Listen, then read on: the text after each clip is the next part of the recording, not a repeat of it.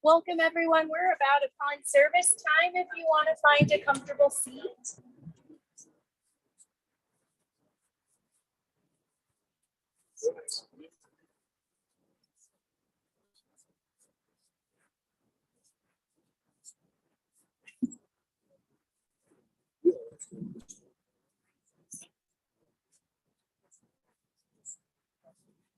Really is next door.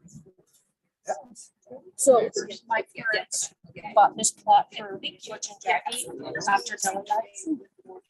Okay. So they thought that this was where my dad was supposed to be buried. So we got here and my dad was walking loaded. And I'm like, this is a long this digging they buried that was here.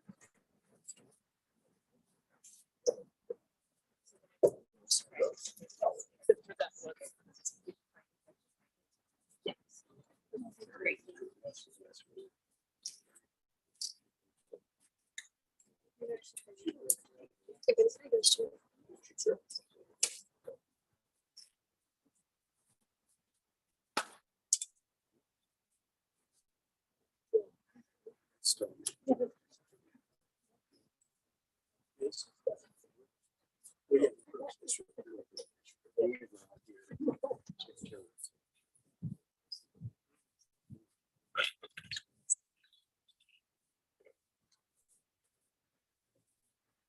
Just a friendly reminder to silence your cell phones.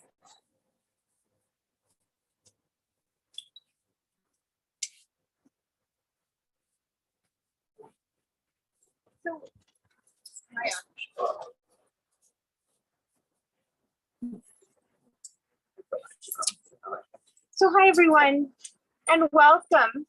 My name is Rabbi Emily Hyatt, and it is my sad honor to be with you today to say goodbye to Sanford Lugger. I got to learn a lot about him yesterday, and it was really meaningful to hear the stories of his life and to be able to come today to share them with you. Now, before we start, we have a tradition in Jewish funerals in which before we begin our funeral and our service formally, we're going to give these little ribbons to Sam's immediate family, so to his wife, and to his daughter and son. And we're saying hi to those on Zoom. We know that Sam's brother and sister are joining us from afar, and we're sending them much love. I'm glad that we have the technology that allows us to be here together. And this ribbon that we wear is a ribbon that helps us to understand exactly where we are in the process of this goodbye. So there's a couple of reasons why we tear these ribbons. This is called Kriya, which just means tearing. The first reason why we tear before we start the service is because we're physical people, humans, and we're sad. When we lose someone, it hurts. And sometimes it feels good to have something to do physically to manifest or represent our pain. So we're gonna rip a little something. We also tear because this is a rip in the fabric of your family. For a very long time, Sam's been a part of certainly your lives, if not your entire lives, and for many of you for very many years. And so when we feel that tear in what's normal, we signify that. And finally, we tear because we know that the road and the journey to this moment was long for Sam. That he spent quite a while fighting back against Parkinson's in the last few years especially. And we know that when we care for a loved one, it's a lot of often beautiful, but work for those who work so hard to make sure that he is safe and taken care of, and that all of the things that he needs were done. And we tear to signify the change in the status of our mourners. He's here in this beautiful place, your family, and we know that you did it. You did what you needed to do to take care of a person who needed some help at the end. And so you get to also take a breath, knowing that that work is done now, and that you now get to just be in the grieving and the mourning of losing someone. And so we're going to say 2 lines in Hebrew, and in between them, I'll invite you to tear your ribbons just a little bit. They're like sort of pre-cut, so it's not hard. You're going to go 1/4 inch. So you're going to repeat after me. Adonai Natan, Adonai Lakas, Yehi Shem, Adonai Mevorach. And that means God gives and God takes away. Blessed is the name of God. Go ahead and give your ribbon a little tear. And then we say Baruch, Dayan, Ha'emet. Blessed are you, Adonai, our God, who is the judge of truth. And so with that, we move into our funeral ceremony this morning. There's 3 parts essentially of a Jewish funeral. The first thing we do is prepare ourselves to say goodbye. The second thing we do is tell the story of Sam's life, a story that we can't tell until this moment because we didn't know it in its entirety. And then the third thing that we do is say goodbye to his physical presence and lay it to rest. And so as we prepare ourselves, we begin with a little bit of poetry and some psalms from our tradition that help us to understand this moment. Birth is a beginning and death a destination, and life is a journey from childhood to maturity and youth to age, from innocence to awareness and ignorance to knowing, from foolishness to discretion and then perhaps to wisdom, from weakness to strength or strength to weakness and often back again, from health to sickness and back, we pray, to health again, from offense to forgiveness and loneliness to love, from joy to gratitude and pain to compassion, from grief to understanding, from fear to faith, from defeat to defeat to defeat, until looking backward or ahead, we see that victory lies not at some high place along the way, but in having made the journey at all, stage by stage, a sacred pilgrimage. Birth is a beginning and death a destination, and life is a journey, that sacred pilgrimage to life everlasting. And so I'll share with you Psalm 23, which we read at all kinds of different faiths ceremonies like this. Psalm 23 is the one that has that famous line that says, "As I walk through the valley of the shadow of death, I shall fear no evil, for you are with me." And our tradition sometimes teaches us to look at those words just a little differently. We sort of automatically imagine that we're talking about the person who has died, that they are walking through the valley of the shadow of death, because this is this time that has arrived when we say goodbye. And in fact, one interpretation says it's us, those that are still here that are walking through the valley of the shadow of death. We feel shadowed right now because we're experiencing someone's death. And the thing I love the most about those words that help me understand what it is that we do here is that that valley is a valley full of shadows because we're sad and the light is blocked. But today is one of those crazy Colorado days that feels 10 degrees warmer than it actually is because the sun is so bright. And we know that there is only shadow when there's also light. And what I heard from his family yesterday taught me that there was a lot of light that Sanford brought to the world, a lot of light and a lot of good. And so even though the sun is shining bright today, it might feel a little bit dark, and yet our job is to look for that light and to carry that with us as we remember him.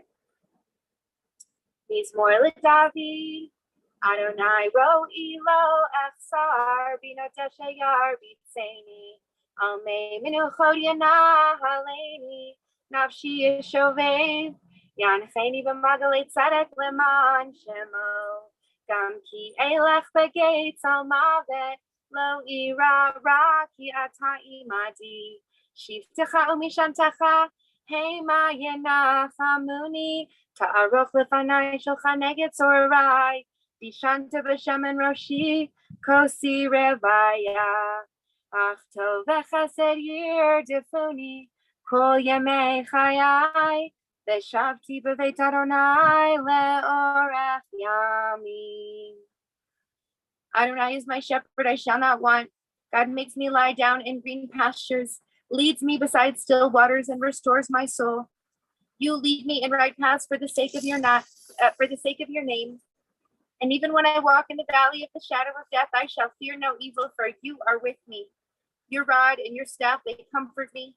You have set a table before me in the presence of my enemies. You have anointed my head with oil. My cup overflows. And surely goodness and mercy shall follow me all the days of my life, and I shall dwell in the house of God forever. And I share with you one more poem that, given that concept of the light and the shadow, and given this beautiful day and the coming of fall, I got to be up in the mountains yesterday afternoon and saw just a couple of aspens. It's happening, not quite yet, but another week, and it's going to be a whole different season up there. So for people who live in Colorado, who have made this their home, we know that the seasons really do turn, and quite dramatically. And yet we remember our loved ones in this place, whether it is snowy or sunny. And so we read one more poem. In the rising of the sun and in its going down, we remember them. In the blowing of the wind and in the chill of winter, we remember them. In the opening of buds and in the rebirth of spring, we remember them. In the blueness of the sky and in the warmth of the sun, that's today, we remember them. In the rustling of the leaves and in the beauty of autumn, we remember them. In the beginning of the year and when it ends, we remember them. When we are weary and in need of strength, we remember them. When we are lost and sick at heart, we remember them. When we have joys that we wish to share, we remember them. So long as we live, they too shall live, for they are now a part of us, and we remember them. And so with that, we move into the story of Sanford Myron Lugger and his life. And one of the things that I really love about being in this beautiful place, if you look at this headstone right in front of you, you'll notice that there's two numbers on it. One number that signifies when a person was born and one number that signifies when a person died. And in the middle, there's this tiny little dash. And what's fascinating about this is that the entirety of their life is contained in that dash. There's a day they were born and a day that they died, and everything else fits in between. And so we get to tell the story of that dash. So I want to start by telling you a little story. A long, long time ago, there was a conference of trees. And the trees decided that they needed a king. One tree who was going to be in charge of all of the trees. And so they sent a delegation to a tree that provided shade, a shade tree. And it was a tree that didn't bear any fruit. It just made shade. And so the delegation said to this tree, how come you make so much noise when the wind blows? You're so loud. And we're trying to decide who's going to be the king of all the trees, but you're really loud. And the shade tree replied, it's the only way that I'll be known. I don't have anything else to give. And so I have to make noise and nobody else will know I'm here. And so then they turned to a different kind of tree, a tree that bears fruit, like an apple tree. And they said to that tree, well, then how come you're so quiet? You don't make any noise. Why don't you let yourself be known? Even when the wind blows really hard, you're totally silent. And the fruit-bearing tree said, well, I don't need to make a lot of noise to call attention to me, my fruit. They speak for me. And the ancient rabbis tell this story, and they say that what they're trying to tell us is that there's two types of people. One who makes a lot of noise so that you know that they're there because they demand recognition and honor, or they fear that no one will notice them. And there's another type of person, a person who is quiet and modest, and yet full of kindness and love. And they know that the gifts that they give, their kindness, their love, those things, they speak for themselves and they don't need to make that noise. So one of the things that I learned about Sam is that he was a pretty quiet guy. And he didn't speak when he didn't have something to say, and he didn't speak just so that he would be able to participate in the conversation.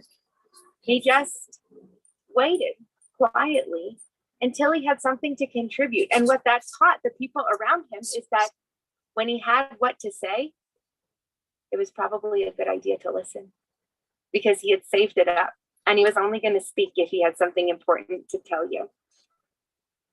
And so in the spirit of that story and idea, one of the things that I am thinking about is what are the fruit that Sam left us? We know that he was a fruit-bearing tree, one that was quiet, but gave you these worthwhile gifts. And so here's what I took. And so I'm gonna tell you a couple of the things that I think were the fruits of Sam's life. Number one, hard work. I understand that he was a very hard worker from the very beginning, that even as a kid, he liked school, that he went to college and even got a master's degree, one that he never even used, which I identify with as a liberal arts student. So you go because you want to work hard and because you want to learn how to learn. And I'm guessing that that is something that was important to him. I heard about one memory that Sam had shared with his family about his all-nighter at the newspaper desk because he happened to be working at the college newspaper on the night that John F. Kennedy was shot. And the commitment that they had to changing everything at the last minute, redoing the entire paper so that they could tell the story, putting everything else that they'd already worked on in the back burner. And you don't do that unless you feel compelled to do it right. And I think that that is a part of his legacy. So he went to the University of Missouri, got a degree in journalism, and then ended up being a salesman and was a person who who knew how to explain what it was that he was doing and selling and how to bring people into that. He worked at Rosa Novak Ford. He worked at Motorola. He worked at GE and spent a lot of time believing, I think, in the things that he was selling. And so he was his whole life a hard worker. But I also understand that another fruit was that he was also someone who believed in playing hard as well. And not in like a party kind of sense, but in the sense of he had a lot of interests and hobbies and things that he was really into. And he spent a lot of effort and time and commitment in those as well. So first and foremost, I heard about a lot of travel to a lot of places. That Terry and Sam traveled to destinations all over the world, riverboat cruises in Europe, the Amazon safari, Israel, Brazil, Egypt, Germany, Australia, New Zealand, just to name a few. Really seeing the world. They took the kids to Mexico and Jamaica and England.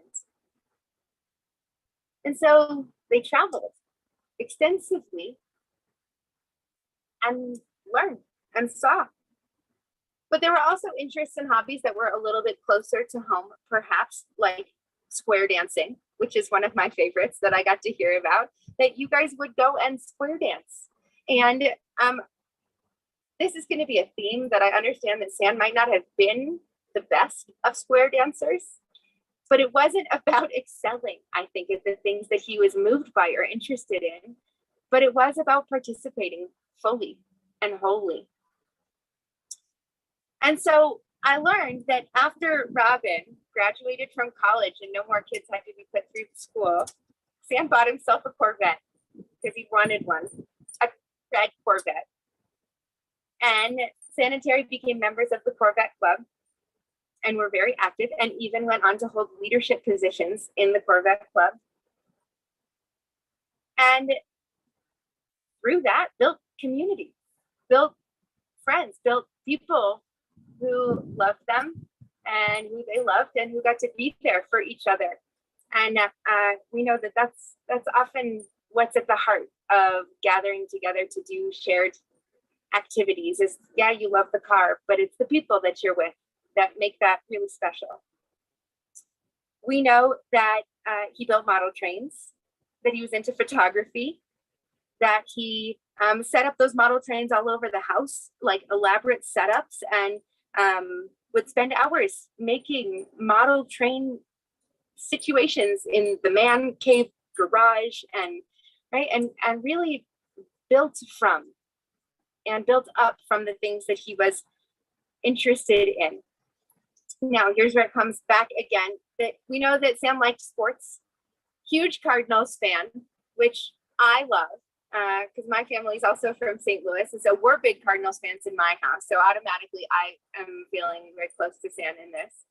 But also like the Rockies, when the Rockies came to Colorado in the 90s and decided he was going to try working as an usher. Turns out it wasn't as good as he hoped, but loved baseball. Owned a racehorse with a couple of the guys from work, played golf, and even played football for a minute in high school. But much like the square dancing, turned out it wasn't really his thing. And first I heard that he just spent a lot of time on the bench, but then it was clarified to me that in fact he was a tackle dummy, which I didn't know was a job that you gave to people. I thought that was a job that you gave to like pads on it. So shockingly, that was not an interest that lasted, because it's hard to build community when you're the guy being thrown to the ground. Now, so far we've got hard work and good fun, but there's also the aspect of Sam that was a product of his Jewish identity, which is a huge part of what it means to be here. He was born into this beautiful family in St. Louis, and I think that his childhood was probably very immersed in the Jewish community. His family was brought up in University City, members of Brit Shalom, an Orthodox synagogue, and they owned a kosher bakery. And when you work and you pray and you are educated in the Jewish community, it's sort of all-encompassing. And so I can extrapolate from that probably many of the values that taught Sam who he wanted to be in the world and how he wanted to be came from that upbringing and from his Jewish identity. And he was a husband. That was a big part of his identity as well. One of the things and one of the gifts I think that he brought. Met Terry in college when she was a sophomore at Stevens College. He was in grad school at the U of M. They were on a blind date. Apparently he'd never been on a date before. Took one look at Terry. That was it.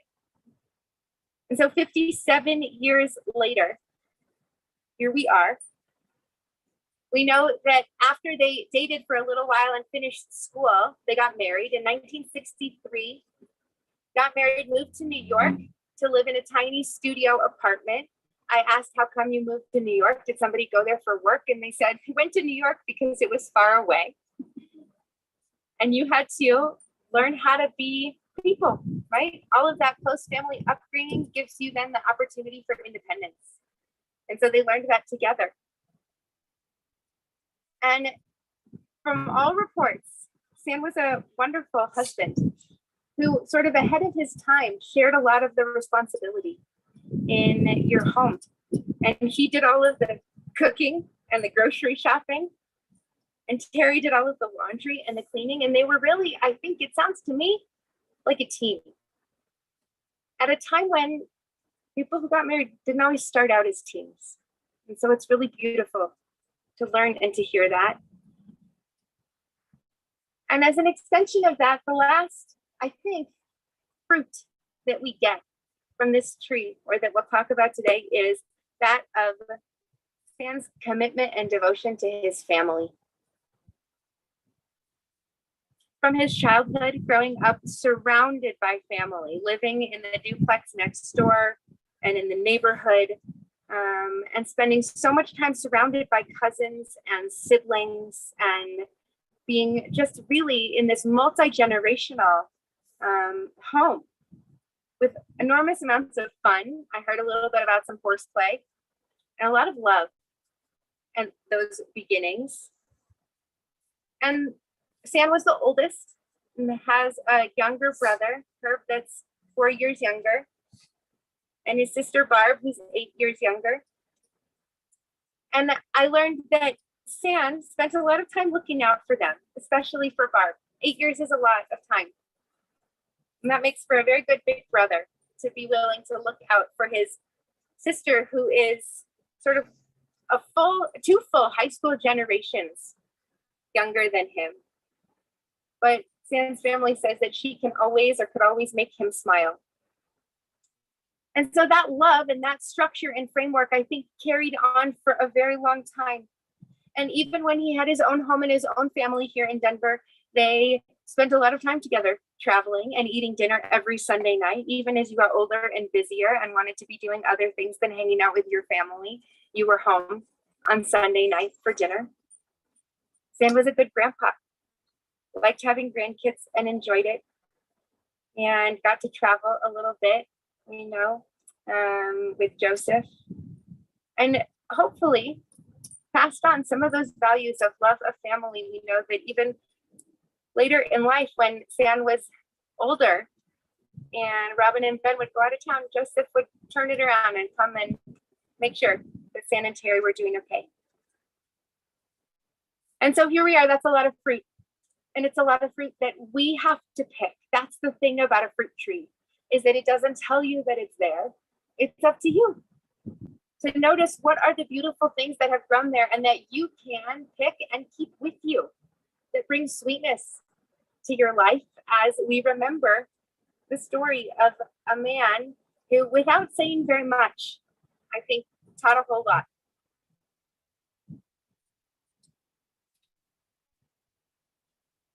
And so we do the hard work of saying goodbye physically to Sam's presence in this world. Adonai Natan, Adonai Matah, Kidushin, Adonai Mevorah. Baruch atah Adonai Elohim melech ha'olam asher yasar echem b'tuvo v'hi techem badin v'notah b'tochechem chayei olam Baruch atah Adonai Dayan ha'emet Atah gibor le'olam Adonai Rav le'hoshia Mechal kel chayim b'chesed mechayei hakol b'rachamim rabim Somech noflim v'rofech cholim umatir asurim umekayem emunato l'shenei afar Michamocha ba'al gvurot u'midom elah Melech meimit u'mechayei u'matziach Yeshua Baruch atah Adonai noteah b'tocheinu chayei olam Dayan ha'emet shofet tzedek ve'emet Baruch Dayan ha'emet ki kol mishpatav tzedek ve'emet Nefesh kol chai b'yadecha tzedek malha yamincha b'yadecha Rachim ha'plei tatzon yadecha v'tomar le'mal acherech yadecha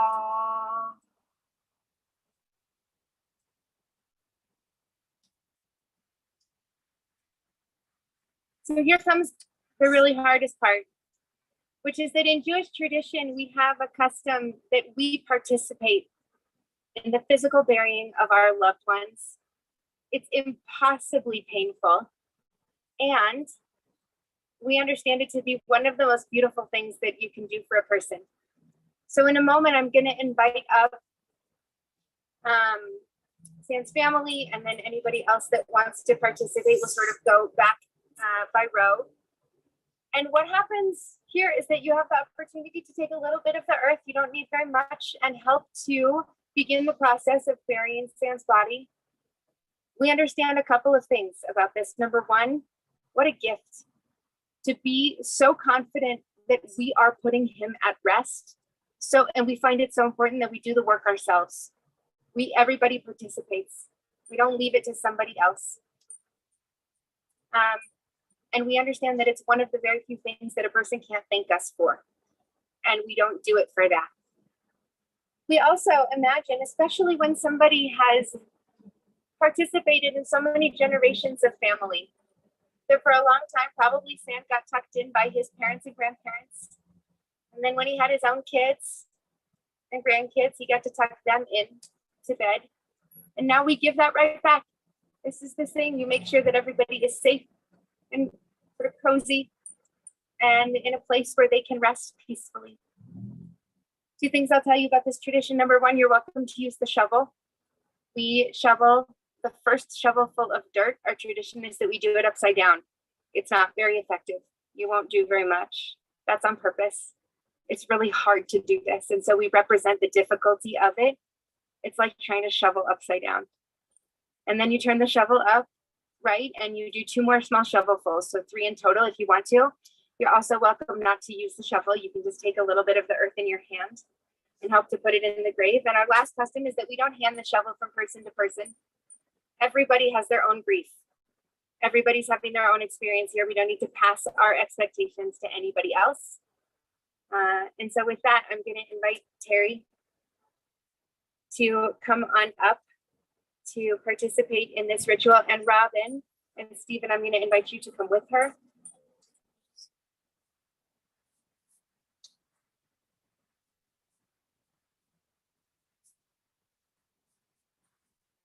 And then when they're done, other members of the family can participate. And when they're done, the rest of everybody can come on up.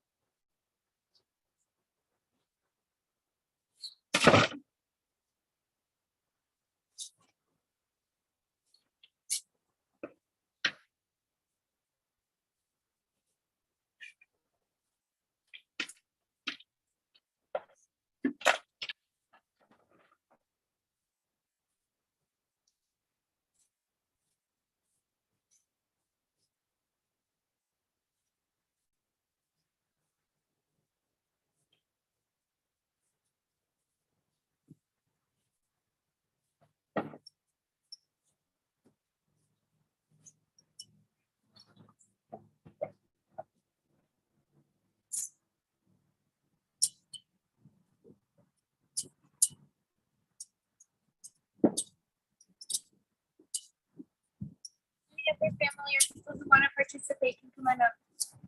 Nobody's obligated.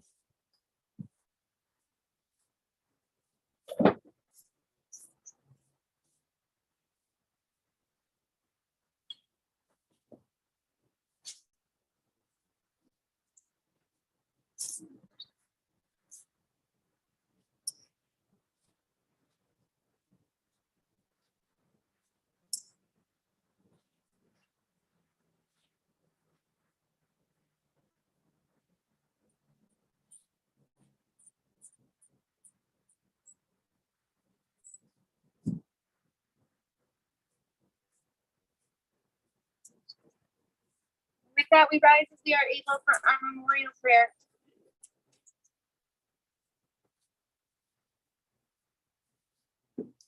El Malevavadi, Shosei Haromi, Hansei Minuchanekona, Tachat Kanpe Hashtina, Im Tiroshimu Tihorim Zohar, Harakia Mazirim, and Mishma Yafiel ben Aaron Vianta, Shahalach Leolamo, Balarachamim Yasirei, Lubesetek Nafav, Leolamim, Bitzror Chaim at Ishmato, Adonai Hunachalato, Ve'anuach B'Shalom, Al Mishkavo, V'nomar, Amen. God of abundant mercy, God most high, May the soul of our loved one who has gone into eternity find the gift of perfect peace in your embrace, together with the holy and pure whose light shines like the radiance of heaven. Compassionate God, hold Sanford Lugger close to you forever. Let his soul be bound up in the bond of life eternal. May he find a home with you, and may he rest in peace. And together we say, Amen. And our final duty before we close is to say for the first time the words of the mourner's Kaddish, which is our prayer that we say for our loved ones pretty often in Jewish tradition. It's in Aramaic, which makes it a little hard. And it also doesn't say anything about death, which makes it a little strange. And yet, hopefully, what these words bring for you is comfort, that there is beauty and good in the life that you have shared with Sam, and that you have had much of that beauty and the fruits of his life to absorb and keep with you. And so we think of them even as we are missing him. Join with me. Yitkadal Yishara Shemei Rabal. Me'alma Dibra Kirute Yamlit Malkute. Lechayechon Uliomechon Uchaye Dechol Beit Yisrael. Ba'agala Ubizman Karim Bimru. Amen.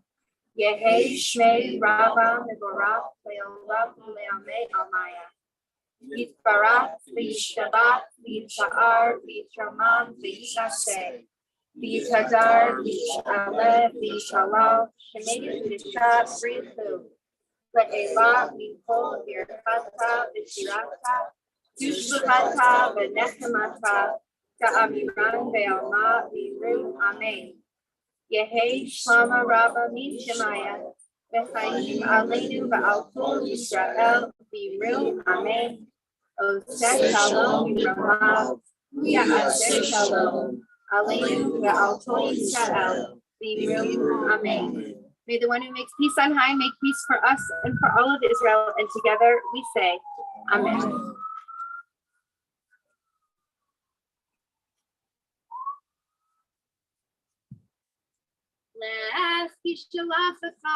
Adonai. Go your way, for God has called you.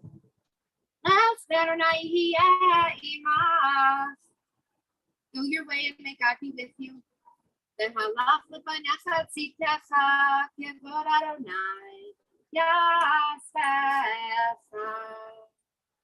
your righteousness go before you, and the glory of God receive you. And so we say to you, to the mourners who are missing this person that we have lost, we say, Hamakomi Nasamat Hamatok Sha'ar Leitzion Yerushalayim.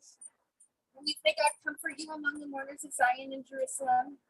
You're not the first to be sitting here, and you won't be the last. And may there be comfort for you in knowing that so many who have come before us will continue to teach us what's in hope.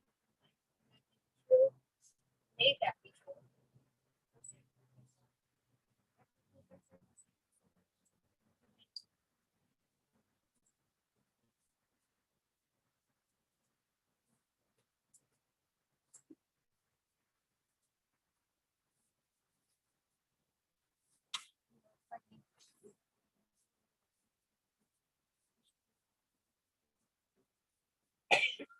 Thank you all for